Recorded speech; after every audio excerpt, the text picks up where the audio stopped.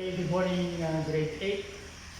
Before we have the lesson, shall we have the text in Psalms 37 verse 4. It says, "Delight in the Lord, and He will give you the desires of your heart." God bless. So this morning we are going to talk about addition and subtraction of rational expressions. So if you have learned about fractions, in addition and subtraction of fractions, whatever the rule in addition of fraction, that will also be employed in this lesson. Although you can see that there are letters here, that's only the different things, so we call them the algebraic rational expressions. So shall we start with simple one?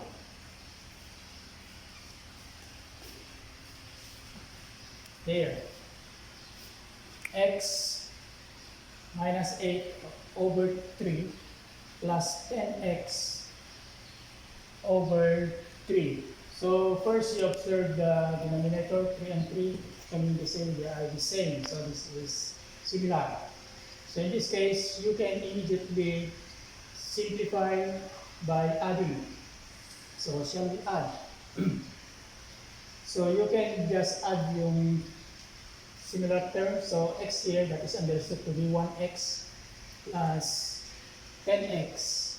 So that will be 11x and minus 8. And carry the same denominator. Do not add the denominator. So that's your answer. 11x minus 8 over 3. So let's go to this example here. So x plus 5 minus 5 over x minus 5. You observe the denominators x plus 5 here and x minus 5 here. So they are not the same. So this is similar. So first thing first, we are going to get the LCD. In getting the LCD, it is easy to have only the product of the denominators here. So we just put them, but it's better to put them in factored form. X plus 5 times x minus 5. So this will be your LCD, this common denominator. Then what's next? So this is what you're going to do. So this is this denominator here, or LCD, you divide with this. So I will just demonstrate first. So x plus 5 times x minus 5 divided by the denominator x plus 5. You will notice that you can cancel that. So this will be your quotient here, x minus 5. So x minus 5, you multiply that to numerator here, x. So for the sake of learning, I will just put first x times x minus 5. Okay? Minus, so just the same. The LCD divided by x minus 5. Of course, what remain also here will be x plus 5.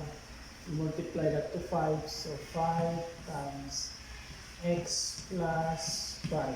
And simplifying, so you're going to distribute that. That will be x squared, that will be minus 5x, okay, minus 5x minus 25. Copy the denominator, x plus 5 times x minus 5. So you can simplify minus x and minus x here. So finally, x squared, you can combine, so that will be minus 10x minus 25 over the denominator. So that is your answer. So that's your answer. So you can also put your equals. So let's go back here. So let me try this one. 2x over x minus 1 plus 4 over x minus 1. So they are the same denominator. So in this case, you can add immediately, but do not add 2 plus 4 there because this is with x here and that is just constant. So in adding that, you just write 2x plus 4 and copy the denominator. So that's your answer. Okay? You can factor but you cannot cancel anymore. So let's have another example here. A plus 1 over a plus 2 over a plus 1. So the LCD will be the product a plus 1. That will be your LCD. So this is what you are going to do. So this quantity divided by a, so what remains is a plus 1. Multiply it here. So a plus 1 times a plus 1. So a plus 1 times a plus 1. Plus, okay, this quantity divided by a plus 1. So the quotient will be a. We multiply that to 2. So that will be 2a. And you can multiply that. That is squaring binomial. So it will be a squared plus 2a plus 1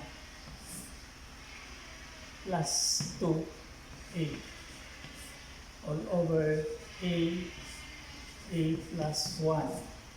So simplify it. A squared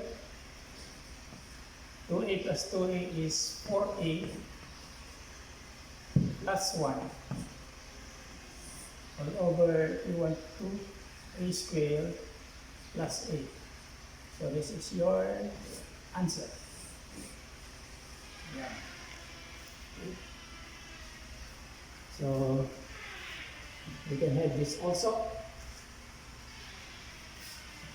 6a plus 4 over a squared minus 1 minus 5 over a minus 1. So you have to have the LCD. If you are going to factor this, this is a plus 1, a minus 1 because this is difference of 2 squares.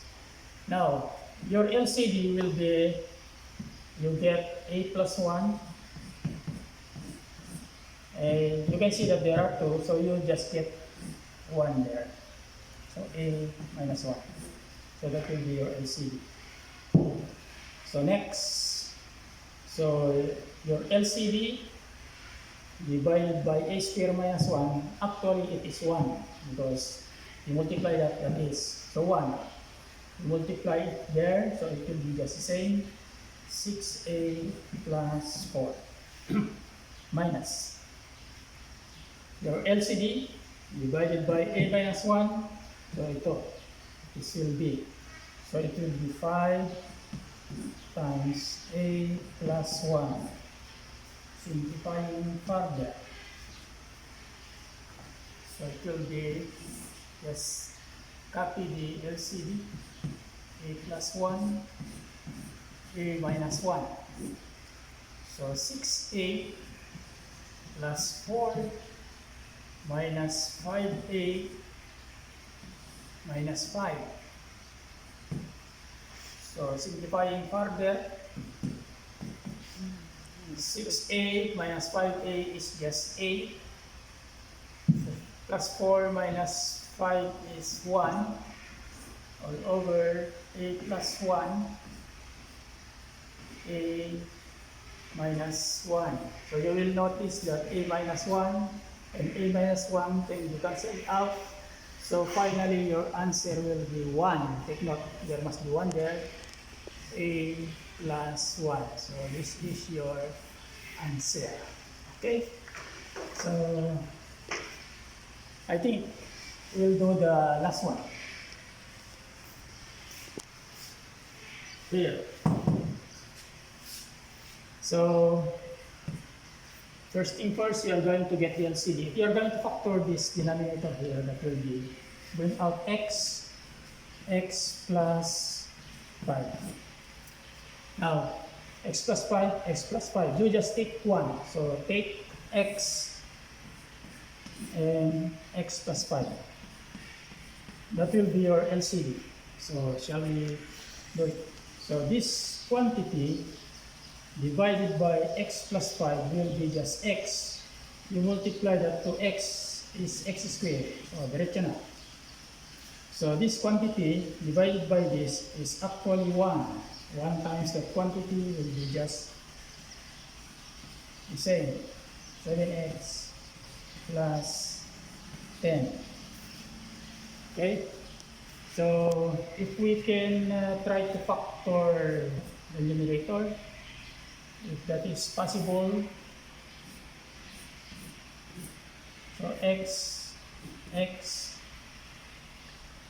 plus 2 plus 5. So you can verify that. 2x plus 5x, 7x. 2 times 5 is 10. So correct. So x times x plus 5. So you will notice that you can cancel x plus 5 and x plus 5. So final answer is x plus 2 over x. So this is your answer. That is how to add or subtract rational expressions. So in your module, you can try these exercises. Thank you. Good morning.